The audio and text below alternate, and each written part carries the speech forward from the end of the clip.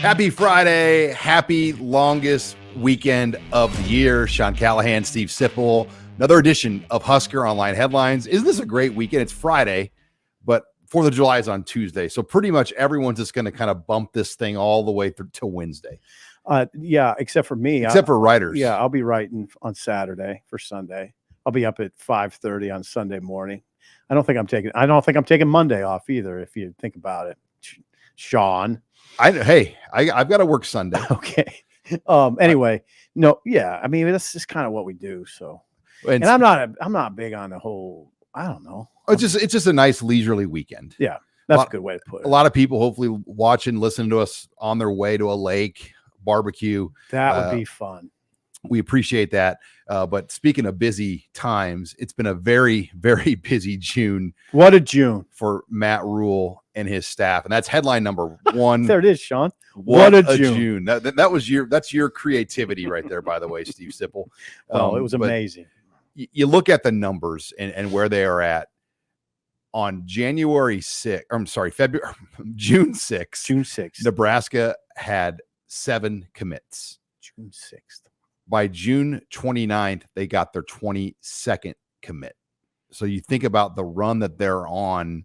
Nebraska went from 7 commits all the way to 22 over the course of the month of June. And yeah, I think it was 16 commits over 22 days. Right. So think about it. When did we go down to Texas to the satellite camps in Houston and Belton, Texas? The first week of June. So they had 7 guys in the ship at that. Seven guys. Yeah. Then Mario Buford committed on June 7th. June 7th. So Mario Buford, of course, now that's DeSoto, Texas, right? Yeah. And he was in on that opening June weekend.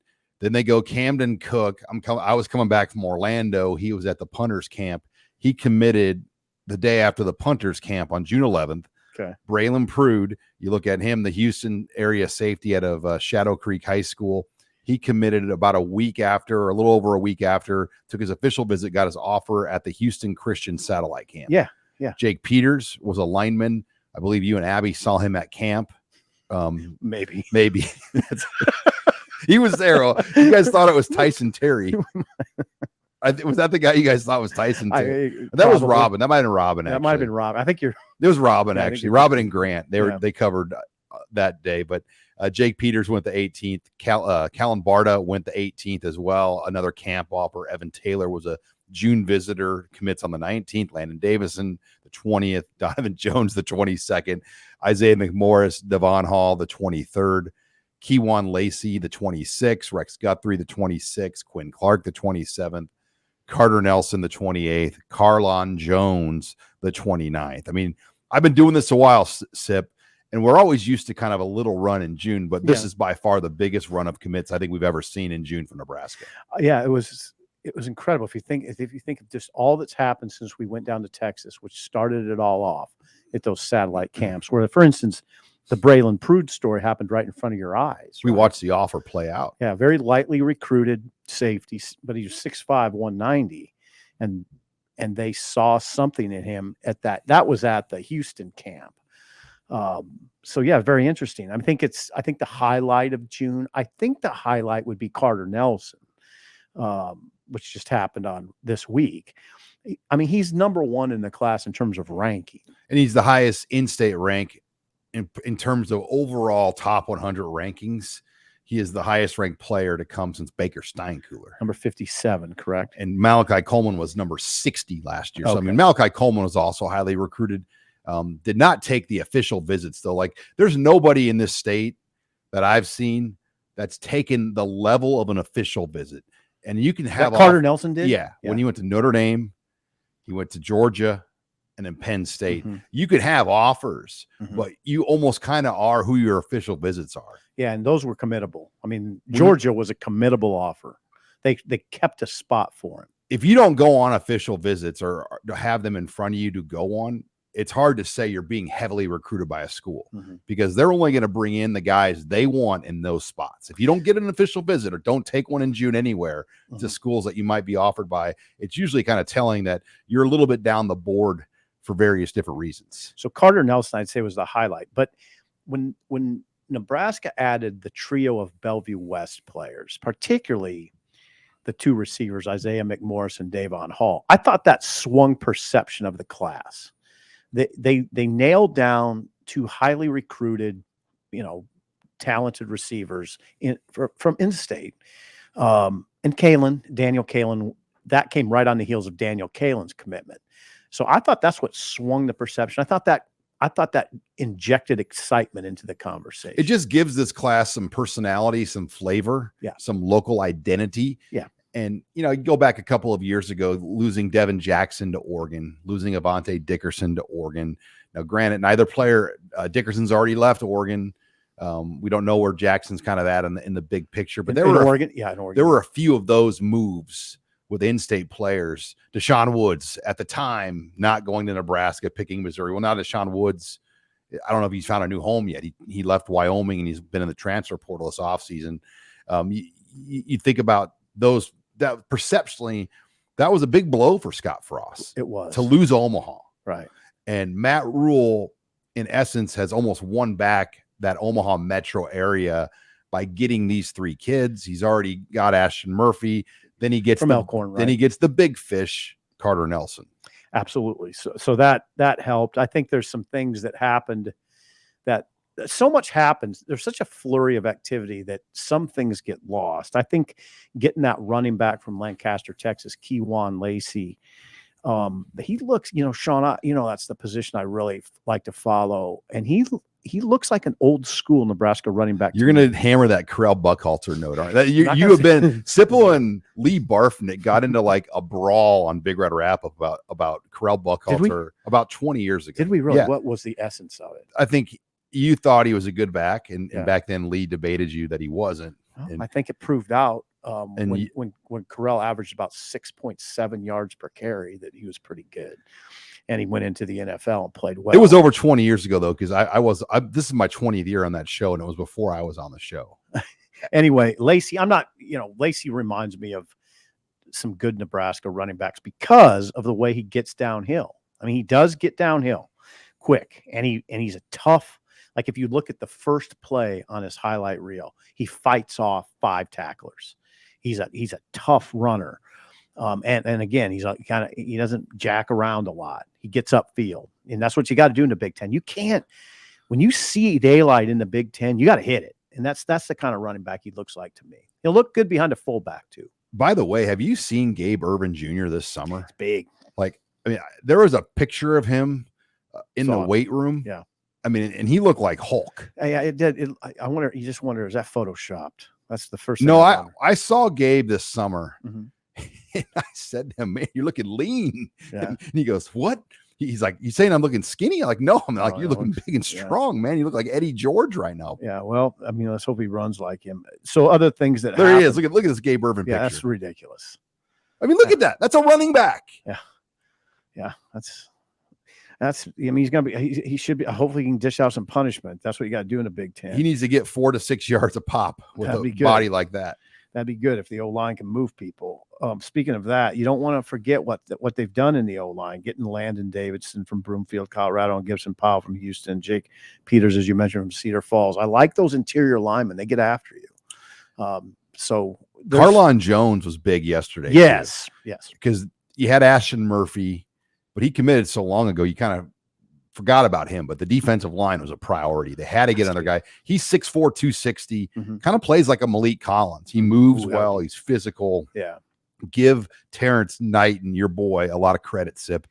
He has really kind of put his hat into Houston. And Bay City's not Houston, but it's kind of in the proper of Houston, and his teammate, Bryce Turner, that's a Husker right now, is from the same high school. Yeah, that's a good get. And you know what? Terrence is in the right area to pull big men from. The a lot of not all of them, but a lot of the good big men are in that area down south, Texas, and then swing over to the east. And it's a challenge to pull guys up this way, but he got one. And that is something you don't want to forget in this. Like I said, there's such a flurry. There was such a flurry that you kind of, now's probably the time to sit back and kind of take it all in and analyze it. And that's what we're going to do, because we're going to also talk about what they still need. Well, and there's 4 Houston area recruits now in this 2024 class. Gibson Pyle on the offensive line out of Houston Klein, Ian Flint out of Katy Taylor High School.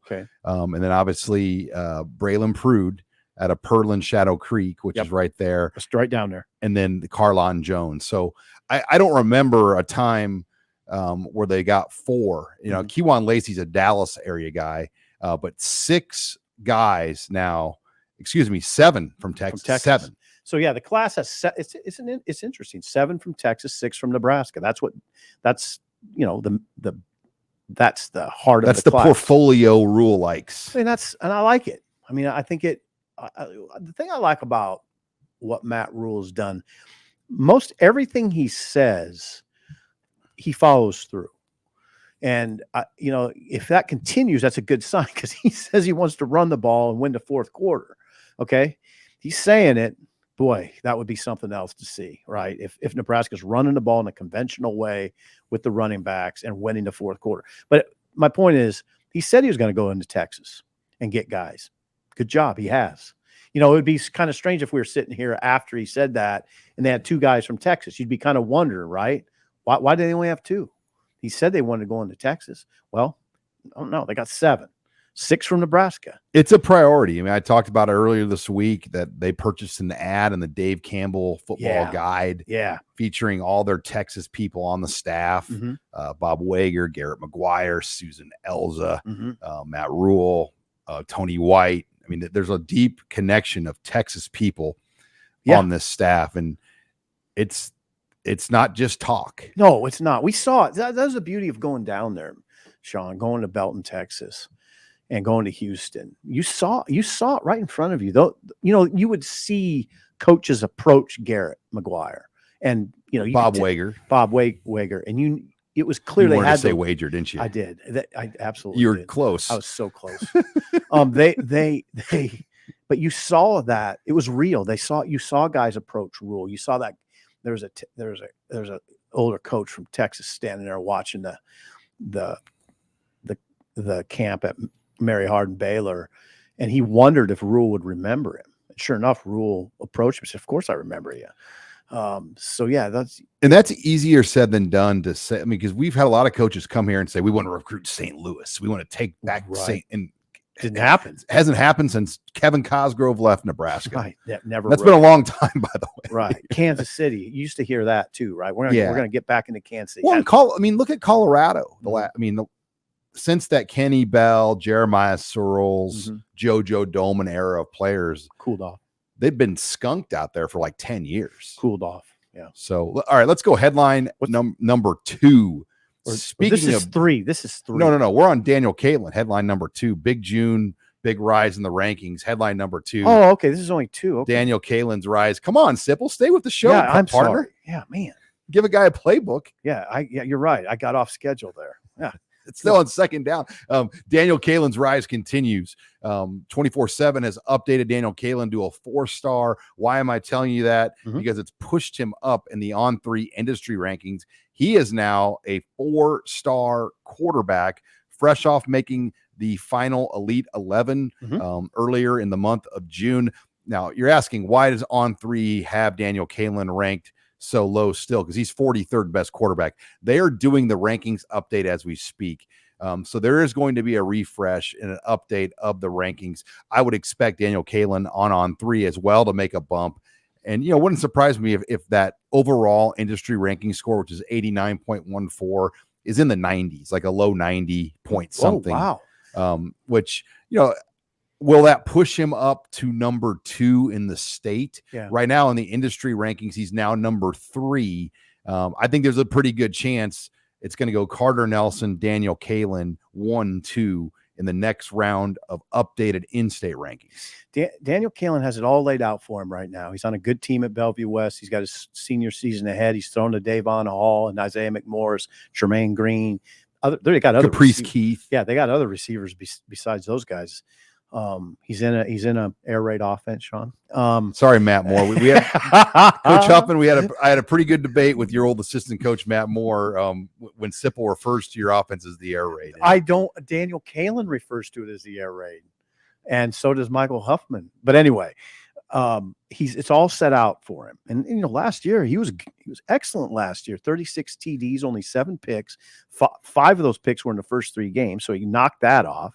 63% passer. He's got all those guys we mentioned. The only thing he doesn't really have is a fancy first name. I wonder if he'd be. Humor me for a second.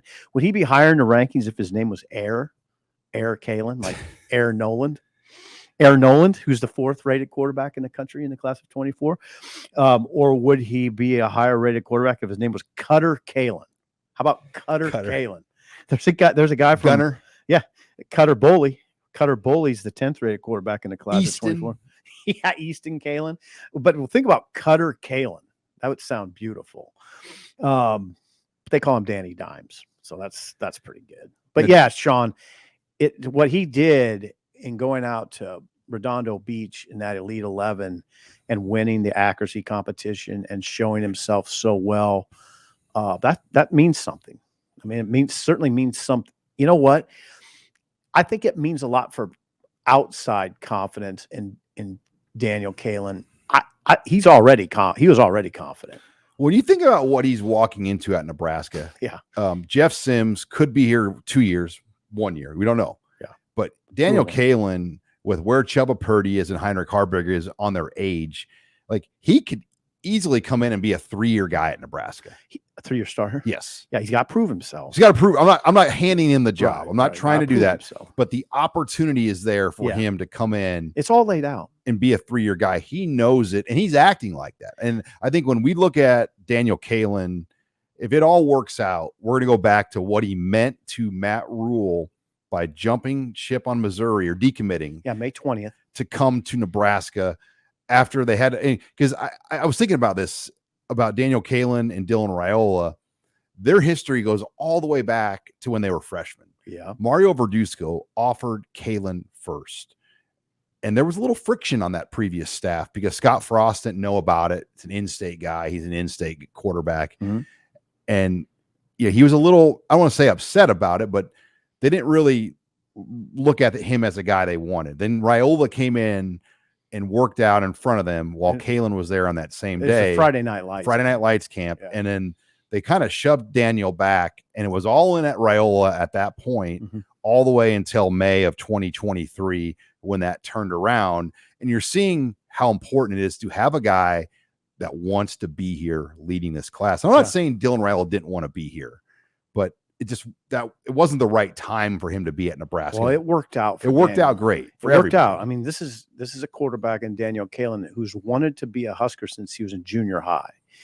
And he takes the peer recruiting part seriously. And people are going to say, well, of course he does. Well, first of all, not all quarterbacks take it as seriously as others. And second of all, not all quarterbacks are as good at it as others. I think Daniel helped this class. I don't think that Carter Nelson jumped in the class because of Daniel Kaelin, but it was a factor. I mean, I think it's a factor in getting Davon Hall and Isaiah McMorris. I'm not saying it's the factor, but it's a factor. And Daniel Kaelin has told us, Sean, he treats that part of his role, the peer recruiter part, is like a part-time job, which is, I mean, I think there's a lot of social media involved in that, right? I mean, you got to sit down and do it.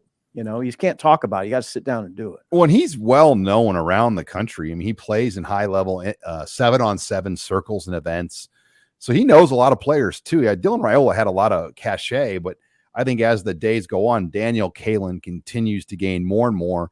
I would expect the other services, whether it's ESPN, On3, or Rivals, to follow suit. And I don't know if everybody will have him as a 4-star. I don't want to make that prediction, but I think he will gain more 4-star rankings from the other services here, especially with the big senior season. Yeah, especially if his name was Cutter Kaelin. I like Gunner. Yeah, Gunner Kaelin would be good. That'd be good. Steven.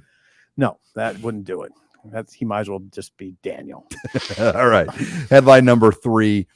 What are the key targets? What's left for Nebraska? 22 commits.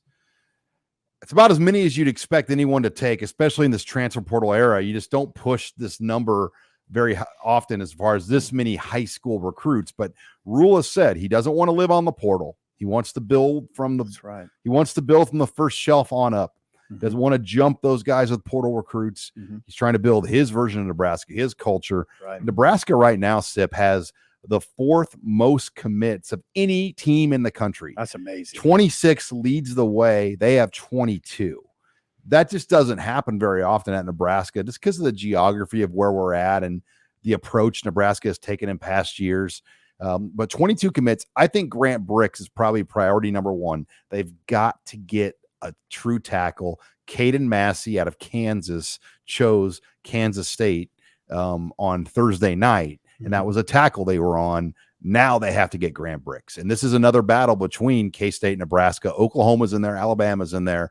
But I think it's a K-State versus Nebraska battle. The X factors, Carter Nelson, Daniel Kaelin, I think they have a pretty good relationship with Grant Bricks. Well, yeah, I mean, now don't get me started on this, but you're exactly right. I mean, we said previously, 3 good interior offensive linemen. This looks like a tackle to you, though, right, Sean? This is a tackle for sure. Okay, so now get another tackle and keep building inside. Building the trenches. We don't talk about it enough. We don't. I mean, if you look at what's going on around you, Sean, you look what happened. I just was thinking about this last night. You look at, we moved on quickly from the Michigan game last November because nobody expected Nebraska to win. Stay with me, Sean. What am I? Stay with me. Michigan, I'm listening to you. Michigan. Remember how they bullied Nebraska? Remember how Michigan up front pushed Nebraska routinely back 7, 8, 9 yards in that game? On that cold November flurry-filled Ann Arbor Saturday. Right. Michigan rushed 49 times for 264 yards, 5.4 yards per carry. Nebraska rushed 29 times for 75 yards. If you just showed me that stat, I'd say, well, Michigan probably won by 21. Well, they won 34-3. All right. Michigan ran 69 plays. Nebraska ran 49. How are you going to win? Okay, so what's Michigan? Some are picking them to win a national title because their offensive line has won the Joe Moore Award 2 straight years and probably could win it in a 3rd straight years. You know what? Up front on defense, Sean, they're saying at Michigan it's the deepest and best they've been up front on defense since the 90s. Okay, that's Michigan. Everybody's talking about Michigan. A lot of people are starting to talk about Penn State. You know why? It's not because they got a fancy wideout or a nice group of corners. You know why they're talking about him? Because they got the best offensive line they've had in years, Penn State. They got men. And you know why else? They got 10 of their 12 defensive linemen returning. How are you going to beat them if you're deficient up front? They're just going to bully you all day long. They're going to hold the ball. You're not going to get enough plays. And then on offense, you're not probably moving it much. So this is where Nebraska's got to we have to continue to harp on that. It's good getting good receivers and corners and defense. Those are easy to get. There's 64-star receivers a year. Right. I mean, it's the dudes up front that have to be prioritized. And I'm heartened that Rhule prioritizes. There ain't 64-star tackles a year. No, it's hard to get them. So Bricks, go back to Bricks. Big. He's right. He's a neighbor. You know, he's right. He's in Iowa. And that's a tough pull. But, man, if you can get the top player in Nebraska and the top player from Iowa, and one of those guys is an offensive tackle and another one is a big kid, that's a big horse, and Carter Nelson, 6'5", 220 right now. That's a statement. Well, and Nick Saban prioritizing him with an offer should tell you what – I mean, absolutely. They want him. But, yeah, you think about those tackle numbers in the program. Yes, at the front end of the roster, they have Turner Corcoran and they have guys like Teddy Prohaska, but Bryce Benhart.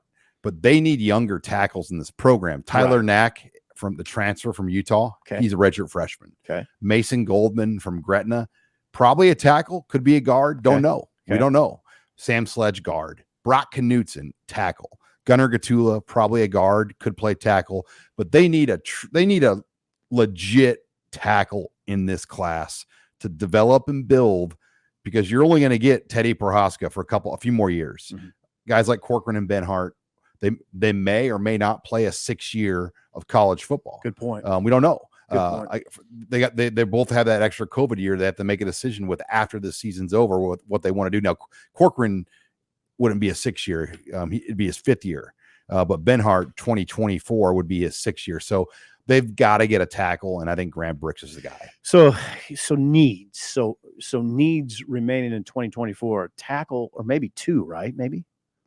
1 for sure. Okay. How about another running back? No, Really? I think they need a pass. The real needs right now are offensive tackle, Pass rusher, linebacker. Okay. And I think there's a lot of question about the overall commitment of Willis McGahee, the 4th, the linebacker. Yeah, and he's the only one in the class, the only linebacker in the class. So they need to get linebacker needs to be kind of emphasized. And there's some questions like, could some of these defensive backs be linebackers like Rex Guthrie? Yeah. The one that actually could be, it would surprise people, but Roger Gradney is, he's 200 pounds now. He's the guy that has the body and the frame that could grow into something like that. He could even be a ball carrier, a running back. I mean, he's got a body they can build, and that is what it feels like. Rhule's is trying to bring athletes into his program and move them around. Well, I mean, when I think about what they need at linebacker, I'm not thinking about a safety you can convert and he's 215. I'm thinking about MJ Sherman or Luke Reimer, those kind of guys that are 225, 230, 250, Sean, or Jamari Butler. That's the kind of linebacker I'm talking about. So, yeah, I think that, hey, Sean, I would say right now that's a glaring need in this class, a glaring need. Is that overstating it? No question. Glaring need. I mean, they have to get more of those guys in this class.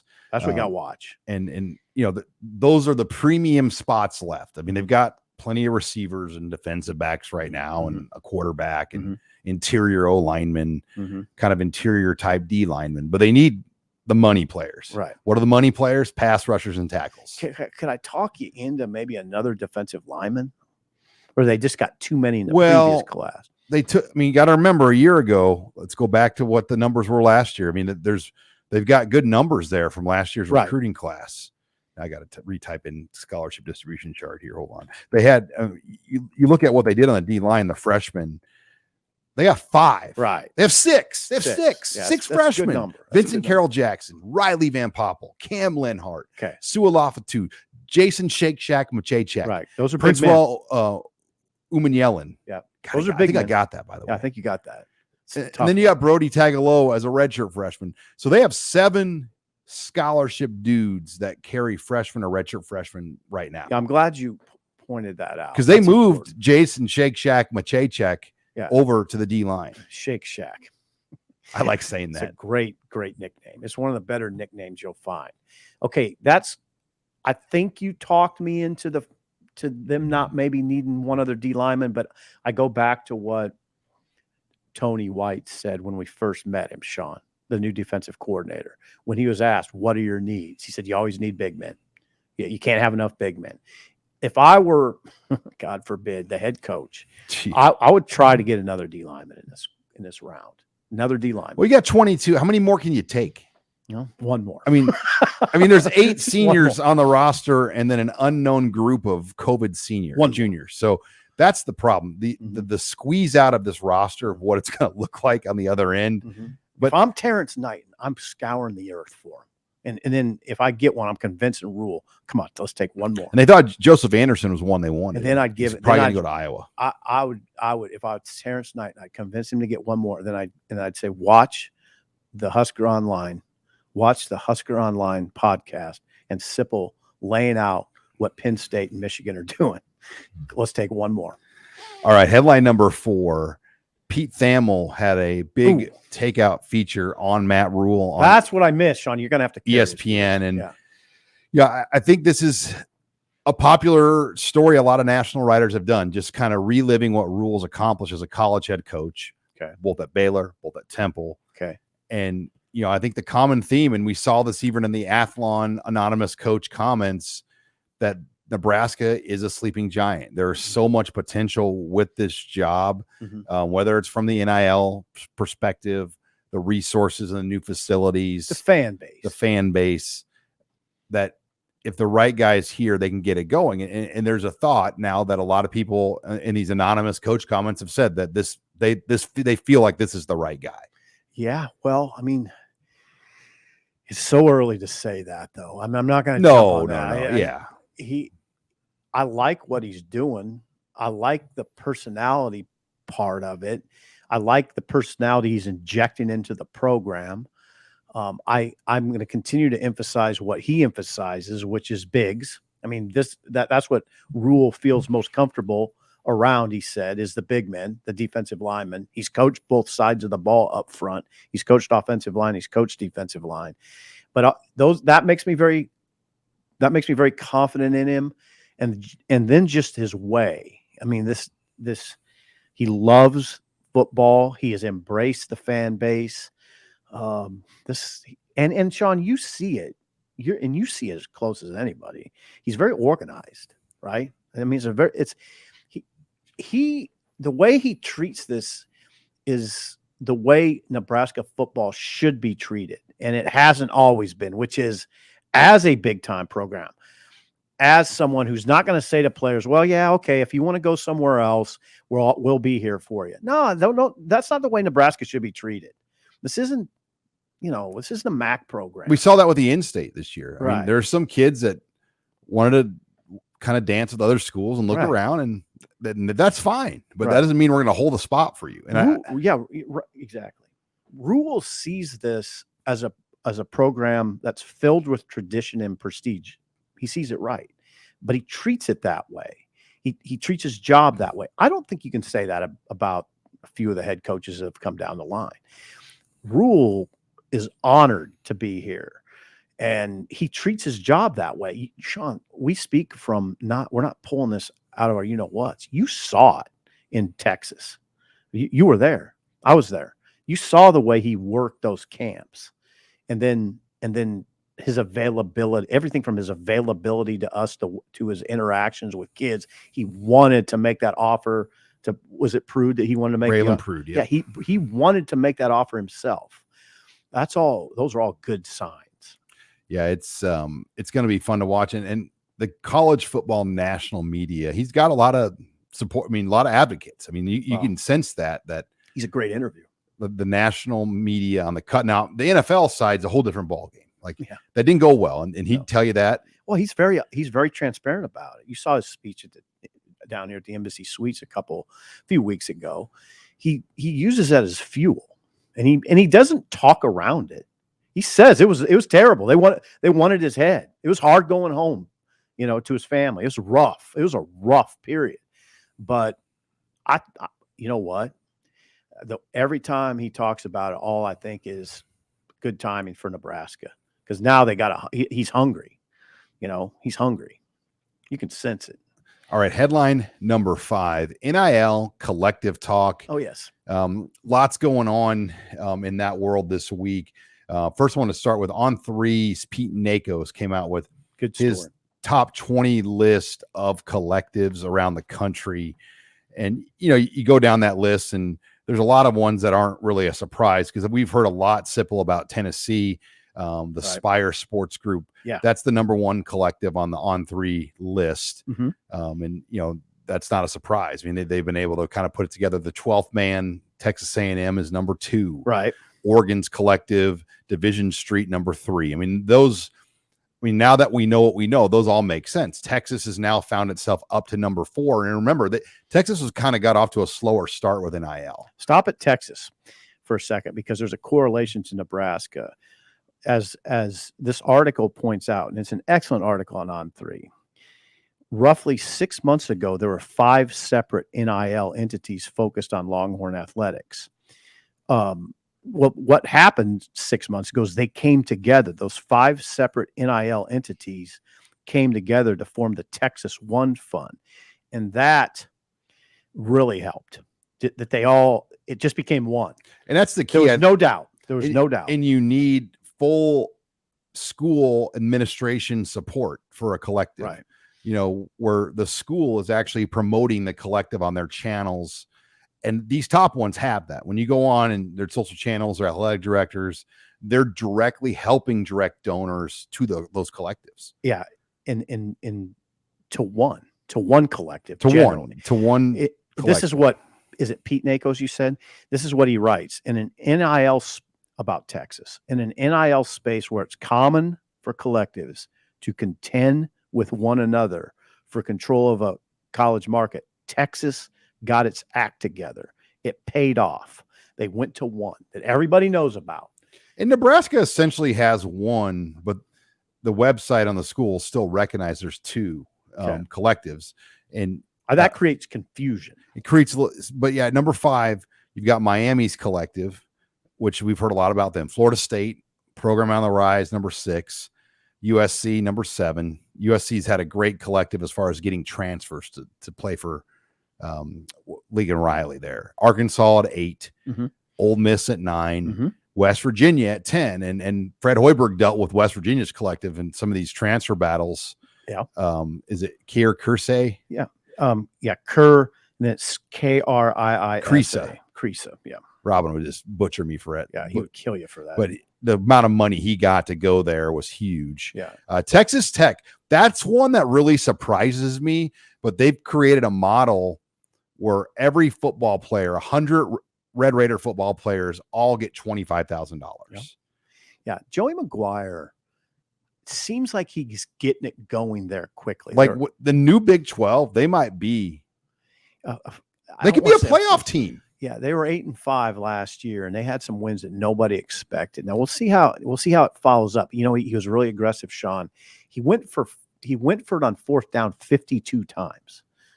52 times. They went for it against Texas 8 times on 4th down and completed 6. Converted 6. But they led the nation in going for it on 4th down. Aggressive, very aggressive mindset. We'll see what it looks like coming back. But yeah, their collective at 11 should get your attention. But you know, they've got a pretty unified effort there, and every player gets $25,000. Good deal. And then you can have other one-off deals on top of that. And I think that's a model that Nebraska should try to strive for. And that's what they want to do, I think, long-term, is get it to where every player gets at least something like that. I thought, are they trending toward that already? Yeah, they are. Yeah. But they're not. I mean, they're not quite there yet. Okay. I mean, I think everybody wants to be at that type of model where if Trev Alberts or schools ran their departments, they want to be at an equal model, but there's not much equal than IL because and let's face it, as you go through these rankings, a lot of people still don't fully understand it. And Sean, there might be about 7 people in the world who fully understand it. Blake Lawrence and Shannon Terry are 2 of them. And they had a pretty good sparring match on Twitter this week, but Auburn at 12, Michigan's at 13.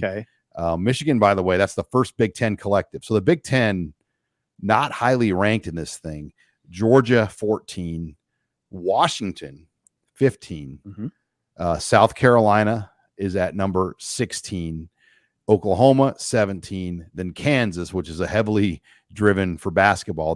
They call Mass Street, is at 18. Then Nebraska comes in at number 19 on these rankings. SMU rounds it out at number 20. Conspicuously absent is Ohio State and Penn State. Yeah, well, Ohio State does get honorable mention. But yeah, that's Nebraska. That's good for Nebraska to be in that top 20. You want to. Notre Dame wasn't in there either. Right. It's not mandatory, but Nebraska, I know enough about this to say confidently they got a strong operation. That Nebraska's not struggling because they're struggling in NIL. I'd never say that sentence. Well, the collective's not in charge of getting the players. Right. The coaching staffs for all the sports, football, basketball, baseball, they're still in charge of getting the players. And then the collective can get involved once they get those players around here. Yeah. But it's not like the collective can go out and recruit for anywhere. I'm not completely sure that's not happening in other places. Yeah, well, but the collective doesn't go out and recruit a player until, they're not involved in saying, all right, I'm going to go recruit this guy and I'll tell the head coach later about it. Not that. I think that's what people need to understand. The collectives operate on, what the head coaches of their schools want to do. Right, absolutely. It's not a deal where the collectives are doing the recruiting, but they help you recruit when it matters. Yeah. And once again, NIL was never supposed to be, what's the word? what's the pay word? for play, pay for play, entice or inducement. Yeah. It never was meant to be that, but clearly it is inducement in a lot of ways. Absolutely. I mean, it's like, that's the joke of the day right there. Right. It's these discussions get tense because I think a lot of people don't really like what's going on. They don't understand what's going on.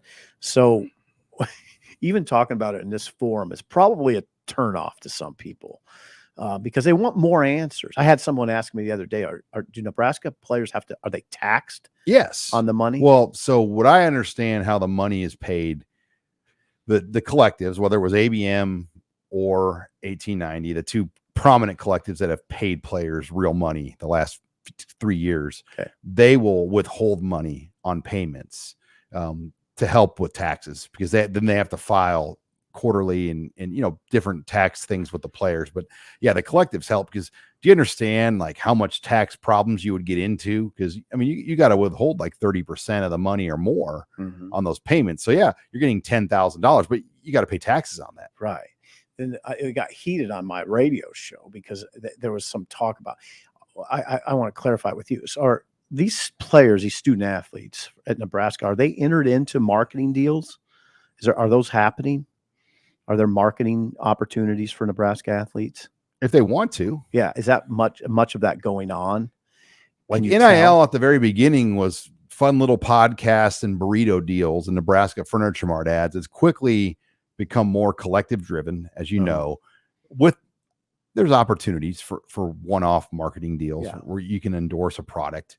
But you don't see a lot of that. You've got to be like Libby Dunn. I mean, yeah. Like how many players on the Nebraska football team now would you have do a commercial for Hy-Vee? That would actually help Hy-Vee. I mean, you always go to the quarterback position. But do you know who Hy-Vee is using for their commercials right now? Caitlin Clark. And before they've used Patrick Mahomes. Yeah. Do you think Jeff Sims is going to help Hy-Vee? I mean, not necessarily. So when you're a business, he gets rolling. He still good. Yes, but right now, today, on June 30th, when you put a person to endorse your business, it's got to be somebody that makes sense for your company. Right. Nebraska volleyball players, they've had a lot of Scooters Coffee is really pushed with Nebraska volleyball players. The Lincoln Airport had been a big proponent. A couple baseball players involved in that. Yeah, and so you've seen different things like that locally. Nebraska Furniture Mart did use a few Husker student athletes. There was this is a smaller deal, but the offensive line had like that burrito deal for muchachos. So it's happened. I mean, Malachi Coleman had some things, but collective business is still like 90% of NIL. Okay. All right. I'd hate to say 99%, but it feels like it. I mean, most of the money that's moved runs through the collective. Okay. And this thought of like every NIL deal is going to be like an advertisement thing. There's just so little of that. Right. I think there's a little bit more of that nationally. Jordy Ball. Yeah, that you could see that. Like she's gonna marketing opportunity. She's gonna be at the Storm Chasers at Warner Park for Jordy Ball night. She's from Papillion. The ballpark's in Papillion. Right. That's gonna be great for her. Yeah. So there's. I think that might have happened already, but there'll be more hype. And we're going to have a story on Jordy Ball. Steve Rosen wrote it for Saturday. Jordy Ball. He calls it Jordy Ball Inc. Oh, really? And what's that? The gist of that? Just her impact and her value as an athlete to Nebraska. Oh God, that'll be interesting. That'll be Saturday morning. Well, yeah, they already have a waiting list of over 3,000 season tickets. Where last year they had like 300 total season ticket holders. Oh, there you go. I'm sorry. So it hasn't. June 30th, Friday, June 30th, which is today. I was going to say, I don't think it happened because you would have seen it all over the internet. There might have. She maybe just appeared at one of those games. No, they've been marketing this for a while. This is what it is. There's only one Jordy Ball night at the Storm Chasers. So Friday, June 30th, which is today. Yeah. Omaha Cattlemen sponsoring it. Jordy Ball special appearance with fireworks. There you go. She should get ready for a lot of that sort of. How about Marty Cordero though, putting this together on the fly? The general manager of the Storm Chasers. It's a great idea. Makes a lot of sense. Now, I say she should get ready for a lot of it. She can determine whether she wants to do a lot of it or not. That's the thing. If she doesn't, she doesn't have to. But if she does, there'll be a lot of opportunities. This is a home run, though. She's from Papillion. Mm-hmm. The ball, it's a Friday night with fireworks. Mm-hmm. And, so you just think about all the elements that's going to draw to that ballpark. That place is going to be packed. Yeah, it will be packed. You might even go out to it. Yeah. No, not tonight. I won't be going tonight. I'm golfing tonight. Yeah, that. So I don't know what if I hit your car on 27th Street at the Lincoln Country Club. Yeah, because you're at Lincoln Country Club, and that's pretty tight. That's a tight course. Yeah. We're playing as guests in a scramble. So, Sean, there is a hole right along. Oh, yeah. We're well aware. Yeah. Just go easy. Maybe take the 5-iron out on that. It's 9 holes. We'll be all right. But like one year we'll play in this, and like Darren Erstad's playing in it. Yeah. And I'm like, wow. Yeah. Wow. I'm not Darren Erstad. Yeah. You don't swing like that, do you? You know who's another good? Andy Gertch. He's like one of the better golfers around town too. He's Jay Moore, obviously, but Danny Woodhead, surprisingly, obviously one of the best golfers in the state. Yeah. Sean, golf's not a game you can just say, okay, I think I'm going to go play with my buddies today. And it usually won't look very good. If I got good at golf, I wouldn't be good at what I do now. So would you rather have me be good at doing this or good at golf? No, I don't know why you'd even want to go out there, but maybe one time a year is fine. Yeah, I had this thought of being a golfer, just trying to learn it, but I can't commit to doing it. Your wife would kill you. Well, I got to do my job. Yeah. Well, and you got to do your job at home. Like when these guys commit, I got to be around to cover them. Yeah. Yeah. You don't need to be on a golf course under any circumstance. You're from South Omaha. All right. Well, maybe take up bowling. You can take your computer to the bowling alley, Sean. Yeah. Bowling's more, that's more up your alley, so to speak. I like we play tennis in our driveway. We have a kind of a tennis. My daughters play tennis, so we play. I hit with them all the time. How are you at that? Do you have a backhand? Can you hit a backhand, Sean? I always pretend like I'm playing ping pong.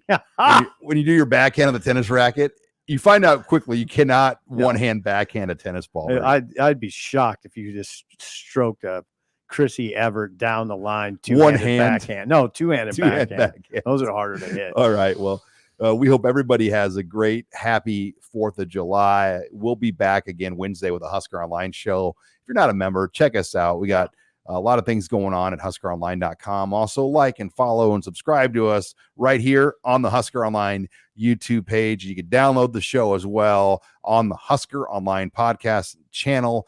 Anywhere you can find podcasts. Signing off here for Husker Online Headlines. For Steve Sipple, I'm Sean Callahan.